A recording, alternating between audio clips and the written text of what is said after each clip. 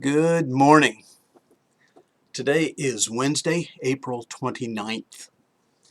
Today I want to come at this from a little lighter perspective. I want us to think about our situation in a different sort of way today. We've had an awful lot of news lately that's been very discouraging, but I want us to think about it slightly different. And I want us to think about it maybe in a way that isn't quite so serious.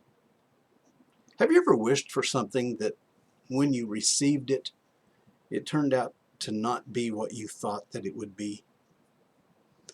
My brother won a radio one time. This was many years ago. My brother won a radio on the rock and roll station KIMN in Denver. KIMN was a very popular station. Probably every teenager in a 300-mile radius of Denver listened to KIMN. And so Mike was very excited about entering this contest because he had so much wanted a radio.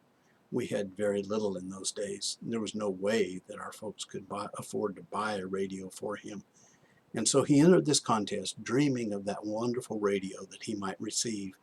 And when he heard his name on the radio that day, he was so excited. You could hear him shouting. And he was going to have the radio that he had dreamed of. We thought that this was going to be a wonderful thing. We had expected one of those wonderful little new transistor radios that could be carried around so proudly. But a few days later, when the radio that he won came in the mail, though what we had expected was a little transistor radio that would be so proudly carried, turned out to be something else altogether. Understand, this was a long time ago. And I think probably only those that are past 70 now can remember the state of radio in those days.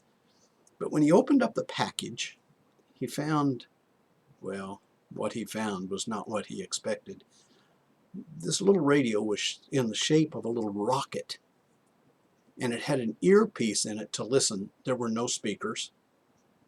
And to make it work, you had to clip a little wire to a nearby piece of metal. Well, in fact, that radio never worked. Mike was so disappointed. We were all disappointed. And to us, KIMN never quite sounded the same after that.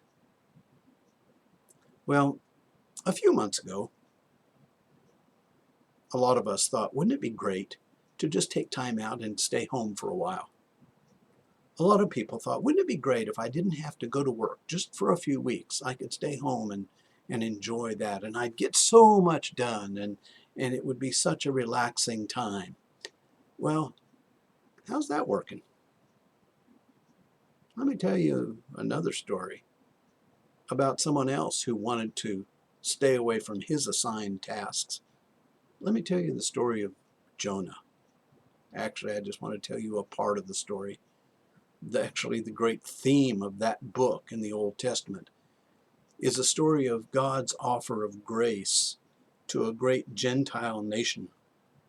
It was the nation of Assyria that was, in fact, an enemy nation to where Jonah lived. And yet Jonah was given this task to go to the great city of Nineveh and through his preaching to bring them to God. But Jonah didn't want to go. He decided it was the right time to get away. What Jonah wanted was to simply avoid the task. He decided that it was the right time to escape from God, and he wanted to do anything other than go to Nineveh. So he headed to Tarshish. It might be hard for us to understand exactly how far away Tarshish was in terms of travel in those days. Tarshish was indeed a seaside city, but it wasn't even in the Mediterranean Sea. In order to get to Tarshish, you had to go clear across the Mediterranean from east to west, and then go through the Straits of Gibraltar, and Tarshish was a seaside city in Spain on the Atlantic coast. It was a long ways away. But this is what Jonah thought that he wanted. Well, as we know, things didn't go well for Jonah. He got away for a while, indeed, but then things started going very badly for those on board that ship. It was very clear that something was going on that was in opposition to the will of God. And when the sailors on board that ship discovered exactly what the problem was, or in this case, who the problem was, they decided to take action. And though it was a reluctant action on their part in order to save themselves and save their ship, they threw Jonah overboard. That's when the great fish swallowed him. The scripture never says whale. It says a great fish swallowed him. And for 3 days, in the belly of the fish, Jonah had some time to think. In effect, what he was thinking about was, he told God, if you get me out of this, I'll go back to church. Now, obviously, this was in the 8th century before Christ, and the church as such was not in existence. In the language of the book of Jonah, he talked in terms of going back to the temple. But you get the idea. Jonah was rethinking his position because God had put him in a situation that was a lot more serious than he had anticipated. So, soon after that, the fish spit Jonah up on the shore, and Jonah went back to the task that God had given him, although reluctantly.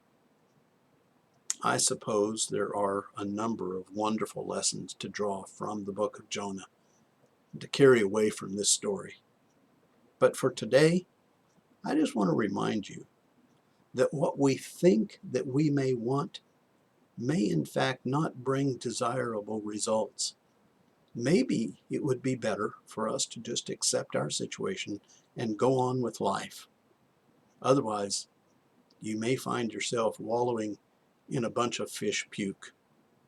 Just saying. Bye.